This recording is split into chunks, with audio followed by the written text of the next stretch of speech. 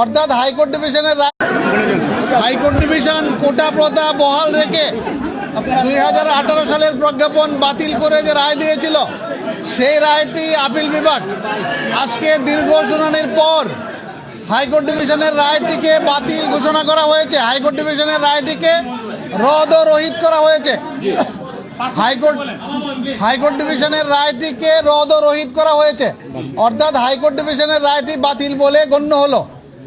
আর high court ডিভিশনের রায়টি অন্য একটা সিপির উপর ভিত্তি করে দেওয়া হয়েছিল, সেই সিপিটাকে অকার্যকর করা হয়েছে রায়কে। আর কোটা প্রথাটাকে আন্ডার আর্টিকেল 104 যে সাবমিশনটি আমি করেছিলাম, আগেও আপনাদেরকে বলে আসছি, অ্যাপিলেট ডিভিশন আর্টিকেল 104 অনুযায়ী কোটা প্রথার একটি চূড়ান্ত সমাধান দিয়েছেন। সেই সমাধানটি হচ্ছে বর্তমান প্রেক্ষাপটকে বিবেচনা করে মুক্তিযোদ্ধাদের জন্য 5% থাকবে, সাধারণ কোটা থাকবে 93%, আর 7% কোটা থাকবে। তার মধ্যে 5% হতে মুক্তিযোদ্ধা, তার সন্তান এবং তার পুত্রদের, নাতি নাতনিদের জন্য, আর 1% হচ্ছে নৃগোষ্ঠী যারা রয়েছে, ক্ষুদ্র নৃগোষ্ঠী তাদের জন্য, আর 1% হচ্ছে প্রতিবন্ধী এবং তৃতীয় লিঙ্গ তাদের জন্য। অর্থাৎ টোটাল কোটা হলো 7%, আর মেধায় হলো 93% নিয়োগ পাবে। আন্দোলনরত শিক্ষার্থীরা যে দাবি করে আসছিল সর্বনিম্ন কোটা থাকতে হবে 5%, এর থেকে সর্বোচ্চ সংখ্যা তারা বলে নাই। অ্যাপিলেট ডিভিশন সার্বিক দিক বিবেচনা করে আন্ডার আর্টিকেল 104 সেটাকে 7% নির্ধারণ করে দিয়েছেন এবং সরকারকে বলেছেন 3 মাসের মধ্যে এই সংক্রান্ত গেজেট জারি করে অ্যাপিলেট ডিভিশনে দায়ের করার জন্য 3 মাসের মধ্যে গেজেট করার জন্য বলে দিয়েছেন। এবং ছাত্রছাত্রীদেরকে আহ্বান জানিয়েছেন তারা যেন ক্লাসে ফিরে যায়, শান্তিপূর্ণভাবে ক্লাসে ফিরে যায়। গার্জিয়ানদেরকে আহ্বান জানিয়েছেন তারা যেন তাদের সন্তানকে বুঝিয়ে ক্লাসে ফেরত যেতে বলে, এবং শিক্ষার্থী যারা রয়েছে তারা যেন আদালতের প্রতি সম্মান রেখে, তাদের এই আন্দোলন থেকে, আদালতের আদেশের প্রতি সম্মান রেখে তারা তাদের আন্দোলন থেকে সরে যায় এবং আজকেই যেন ঘোষণা দেয় যে তারা আর এই আন্দোলনের সাথে নেই। এবং যে ক্ষয়ক্ষতিগুলি হয়েছে, প্রাণ ঝরে পড়েছে, এই জন্য অ্যাপিলেট ডিভিশন দুঃখ প্রকাশ করেছেন। একটি লম্বা অবজারভেশন অ্যাপিলেট ডিভিশন দিয়েছেন। সেই দিক বিবেচনা করে আজকে যে রায়টি দিয়েছে সেটি একটি ঐতিহাসিক রায়। আমাদের যে কোটা প্রথার প্রচলন চলে আসছিল সেটিকে সংস্কারের একটি ধারা আমি বলবো রেখে অ্যাপিলেট ডিভিশন যে রায় দিয়েছেন, আমরা বলবো এই রায়টি যেন সবাই মেনে নেন এবং আন্দোলনরত শিক্ষার্থী যারা তারা যেন ঘরে ফিরে যান, তারা যেন শান্তিপূর্ণ পরিবেশ বজায় রাখেন। এবং এই আন্দোলনকে কেন্দ্র করে তৃতীয় পক্ষ যারা মাঠে আসছে আমি বলবো তাদেরকে, তারা যেন আর ঘোলা পানিতে মাছ শিকার না করেন, তারা যেন রাষ্ট্রীয় সম্পদের ক্ষয়ক্ষতি না করেন, তারা যেন এই ঘোলা পানিতে মাছ শিকার করার যে প্রবণতা, তারা এই কোমলমতি শিক্ষার্থীদেরকে ভুল বুঝিয়ে তারা তাদের সরকার পতনের আন্দোলনের হাতিয়ার হিসেবে ব্যবহার করার যে অসৎ উদ্দেশ্য এবং অসৎ প্রবণতা, তার থেকে যেন তারা ফিরে যায়, সে আহ্বান আমি তাদেরকে জানাবো।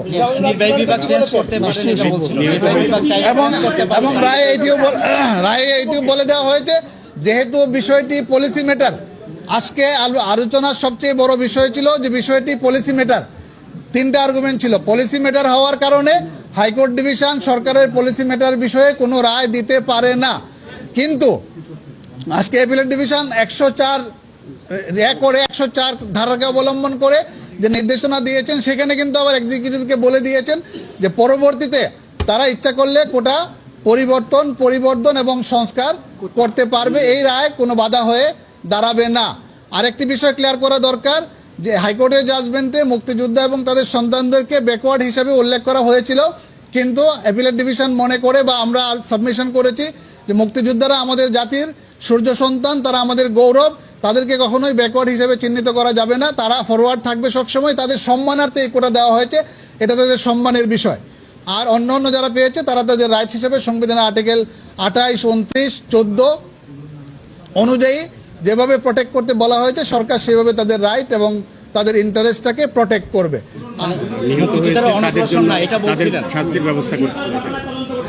হ্যাঁ, এবং নিহতের যে ঘটনা হয়েছে সেই ঘটনার তদন্তের কথা বলা হয়েছে। মাননীয় বিচারপতি খন্দকার দিলুরুজ্জামানকে প্রধান করে, যে সুপ্রিম কোর্টের বিচারপতি, উনি হাইকোর্ট ডিভিশনের বিচারপতি, ওনাকে প্রধান করে যে তদন্ত কমিটি গঠন করা হয়েছে, প্রত্যেকটা মৃত্যুর ঘটনা নিরূপণ করে কারা দোষী আছে সেইটা উনি নিরূপণ করবেন, নিরূপণ করে একটা রিপোর্ট যথাসময়ে সাবমিট করবেন বলে আদালত আশা প্রকাশ করেছে। তদন্তে সরকারকে সহযোগিতার কথা বলা হয়েছে এবং তদন্ত কাজে সরকারকে সহযোগিতা করার জন্য অ্যাপিলেট ডিভিশন বলে দিয়েছে। সার্টিফাইড কপি আমরা দ্রুতই পেয়ে যাব, বিশেষ করে অপারেটিভ পার্টের সার্টিফাইড কপি আমরা এক সপ্তাহের মধ্যেই বা তারও কম সময় 2-3 দিনের মধ্যেই পেয়ে যাব। পুরা জাজমেন্ট পেতে আমাদের একটু সময় লাগবে। বাংলাদেশের কোটা সিস্টেম এখন খুবই পরিষ্কার। 93% সাধারণ কোটা, 5% মেধাবী কোটা বা সাধারণ কোটা আমরা যেটা বলি, আর 5% মুক্তিযোদ্ধা, তার সন্তান, তার নাতি নাতনি, আর 1% ক্ষুদ্র নৃগোষ্ঠী, আর 1% হচ্ছে প্রতিবন্ধী এবং তৃতীয় লিঙ্গ। কিন্তু সরকারকে যে স্বাধীনতা দিল সেটাতে তো এই 93% যে মানতে হবে সেটা তো বাধ্যবাধকতা নাই। না, এটা হলো এটা তো clear করতে পরবর্তীতে এটা হলো পরবর্তীতে পরিবেশ পরিস্থিতি বিবেচনায় যদি সরকার মনে করে, যেহেতু এটা পলিসি ডিসিশন, এটা কিন্তু কোনো কিছুকে সামনে রেখে না, শুধুমাত্র পলিসি ডিসিশনটা সরকারের হাতেই থাকতে হবে। এই জন্যই সরকারের হাতে এই জিনিসটা রাখা হয়েছে। আর বর্তমান পরিস্থিতির বিবেচনা আর আন্ডার আর্টিকেল 104 অ্যাপিলেট ডিভিশন এই সিদ্ধান্ত প্রদান আপিল করেছে। বিভাগ যে পার্সেন্টেজ ঠিক করে দিলেন সেটা পারেন কিনা আপিল বিভাগ?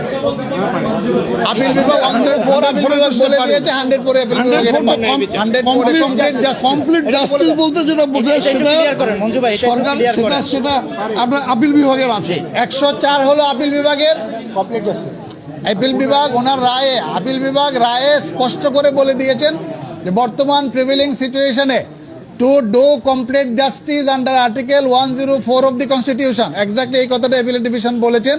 তারা এই কোটার জায়গাটাকে নির্ধারণ করে দিয়েছেন এবং যে দাবিগুলি ছিল উভয় পক্ষ থেকে সংস্কারের, এবং উনি হাস্যরসাত্মকভাবে এটাও বলেছিলেন বা ইনভাইট করেছিলেন যারা আর্গুমেন্ট করার জন্য শিক্ষার্থীর পক্ষ থেকে